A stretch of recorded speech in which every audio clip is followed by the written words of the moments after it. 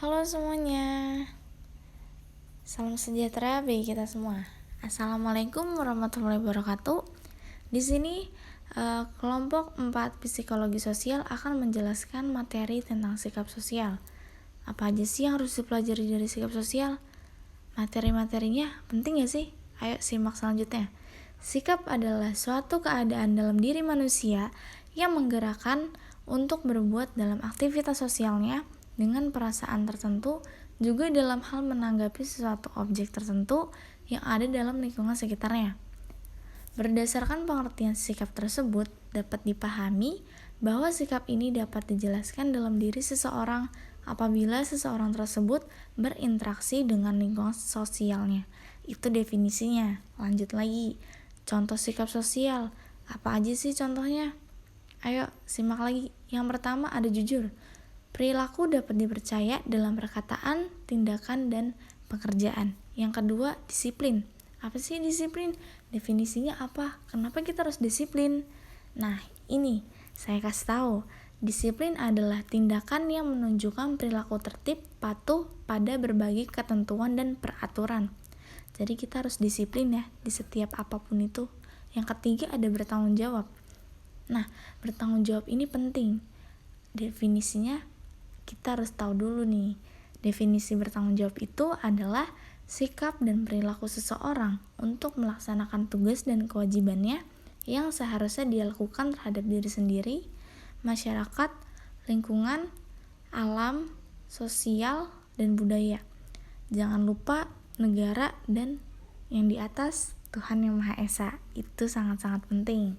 Lanjutnya, materi toleransi. Nah, fungsi sikap sosial. Emang ada ya fungsinya? Kayaknya ada deh. Apa aja sih fungsi-fungsinya? Ayo kita belajar selengkapnya. Nah, ini ada 4 fungsi sikap sosial. Banyak banget, ada 4. Ayo kita pelajarin.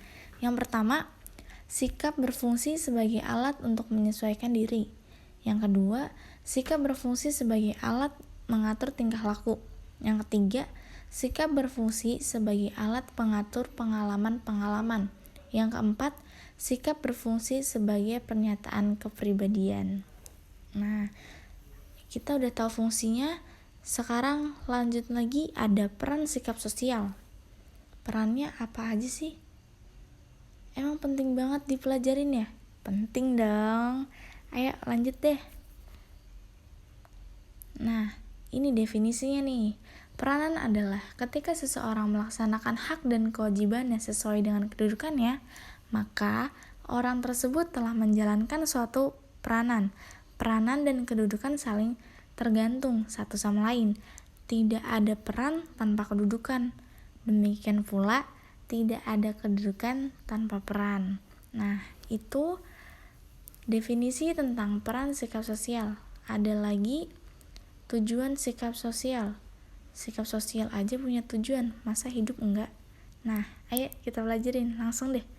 Yang pertama, ada sebagai alat untuk mengekspresikan nilai-nilai dan konsep diri.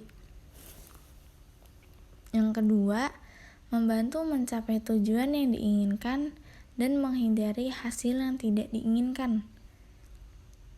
Yang ketiga, ada sebagai skema yang memfasilitasi pengelolaan dan penyederhanaan pemrosesan informasi.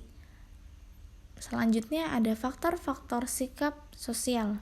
Yang pertama, faktor endogen. Apa sih faktor endogen? Faktor endogen adalah faktor yang mempengaruhi sikap sosial anak yang datang dari dalam diri sendiri. Jadi, kita punya kemauan dari diri sendiri juga yang ngatur.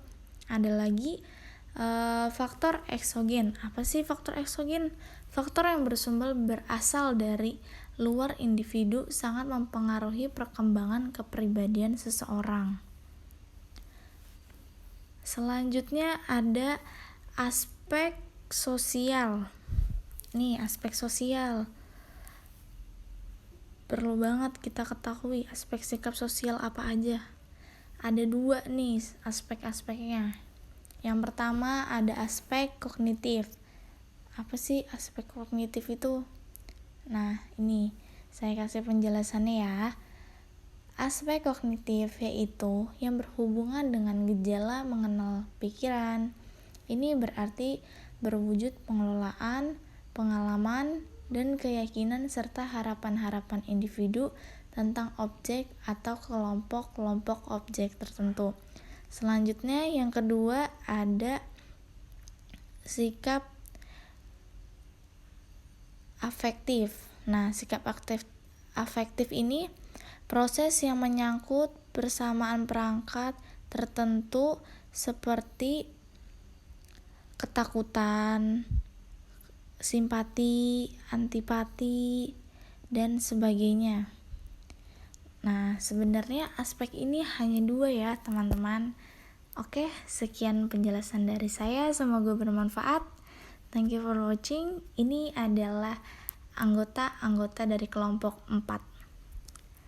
Thank you semuanya.